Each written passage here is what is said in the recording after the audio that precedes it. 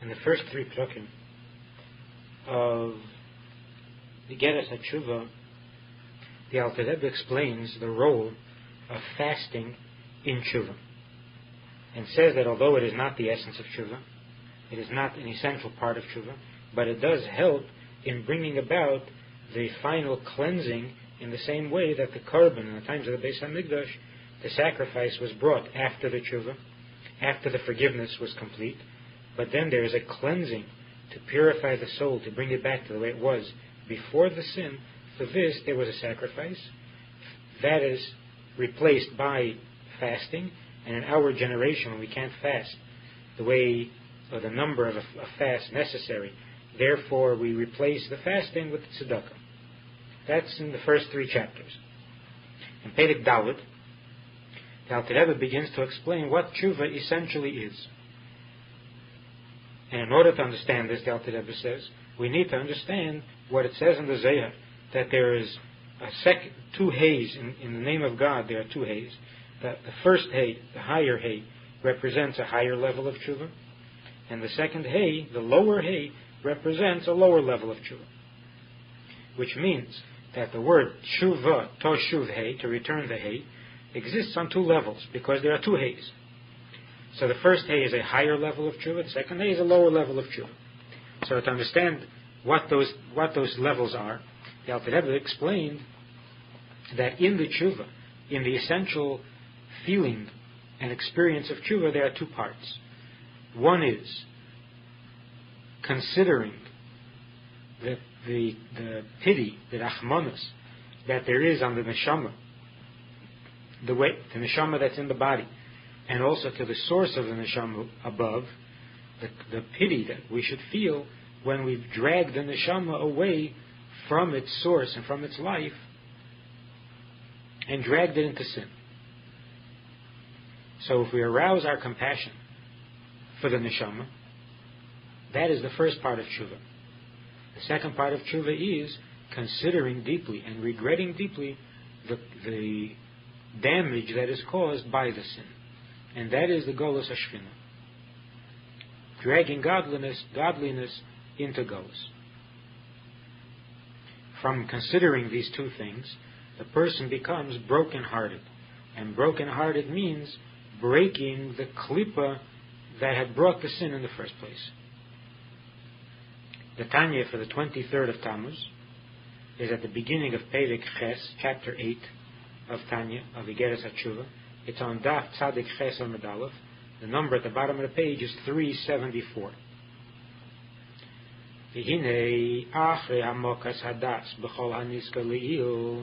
After contemplating deeply that which was mentioned before, the two parts of tshuva, the great rachmanos on the godly soul and on the source of the godly soul, and also the damage, considering the damage caused by the sin, then when the person has considered these things deeply, yuchal levakesh be'emes, then he can ask with all sincerity and in truthfulness, me'umka deliba, from the depths of the heart, kerev rachamecha mechei pshoi, that which we say in the Kriya Shema before bed, which is when the person is supposed to contemplate these things. It's a time of tshuva. When having done this tshuva, he can then go ahead and say the verse, Kerev rachamecha mechei pshai, to ask God to erase the sin in God's compassion and God's kindness. Ki azai, what is the connection between the tshuva and the request? Because after this tshuva, tikva belibei, be'emes, he has implanted in his heart, with all honesty, gedul harachmanus, al bechinas alikusha benafshe v'shalomaylo, a feeling of great compassion, rachmanus, for his neshama. Keniz Khalil has mentioned before that the compassion, the rachmanus, is both on the neshama here below, as well as the neshama in its source, uvazeh, and through feeling compassion for the neshama, he arouses an equal and opposite response above, that God's compassion is aroused, and that is the Yud Gimel Midas Haracham, the 13 qualities of mercy. And it's through these 13 qualities of mercy that the sin is erased, as we'll soon see. Hanim shoches, this compassion comes mirotzein ha'elyon baruch hu. It is not the regular compassion, which would be the midah that comes after chesed and gvura. Then comes rachamim, but this is a higher form of rachamim. It's the source of compassion that comes from God's will. Hanirmaz bekeitze shel yud, which is hinted at and represented by the point at the top of the yud of God's name. So we said before in an earlier chapter that each sin causes a damage in one of the letters of God's name, but the will of God, which contains this compassion, the Yud Gimel Midas Harachamim, that is not represented by any letter of the 4 letters of God's name. It is represented by the point on top of the Yud, higher than the highest letter of the name.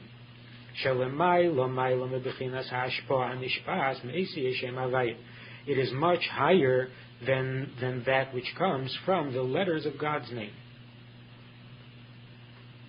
And therefore,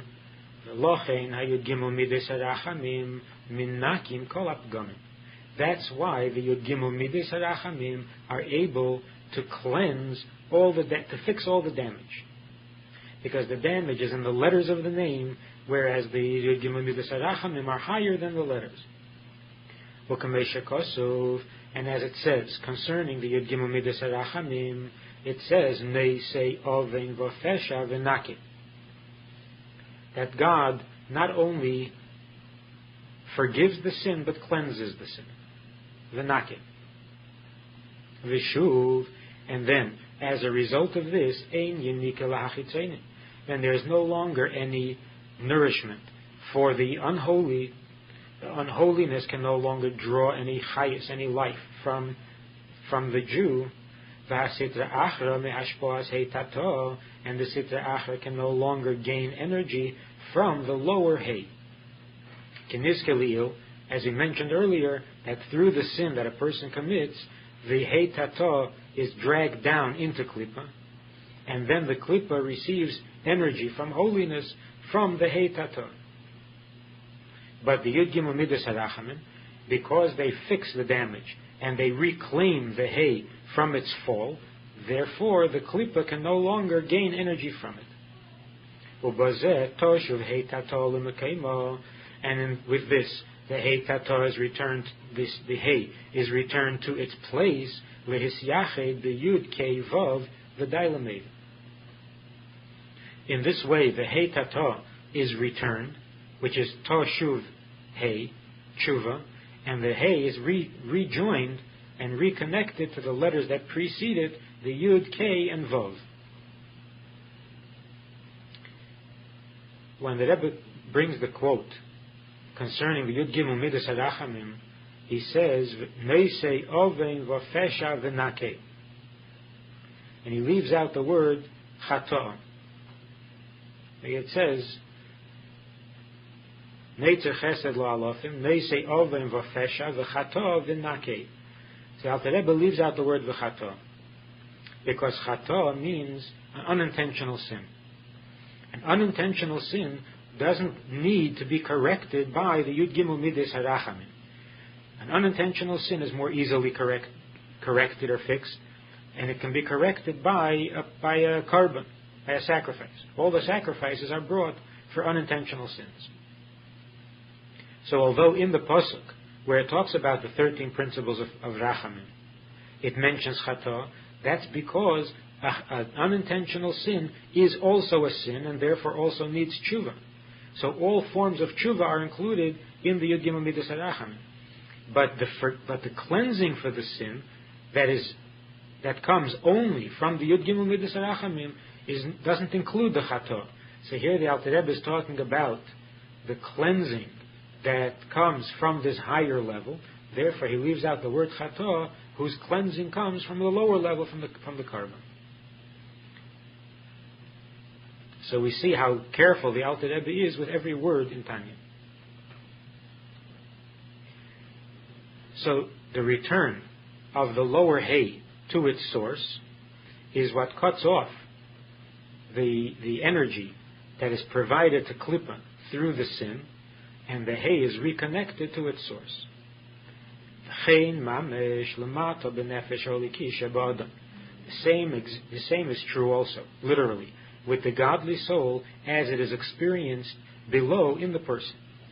And that is that shuv eina v'neseichem avdilim, that after the tshuva, the sin no longer separates the neshama, he can once again experience godliness. And as it says in the Yud Gimel Midas HaRachamim, v'nakei, God cleanses, and the sages say, menakehu l'shavim. Menakehu l'shavim, that God cleanses the person who does tshuva, that the person is cleansed. Lirchei to l'nakis nafshon melevushim hatzayim, to cleanse and to rinse the soul from its unclean garments, heim hachitzeinim, which is the klippa that surrounds the person as a result of the sin, kameshanema begemara, as it says in the Gemara, that concerning the sin, it surrounds him, it encrusts him, and the tshuva removes that and cleanses that unholy garment.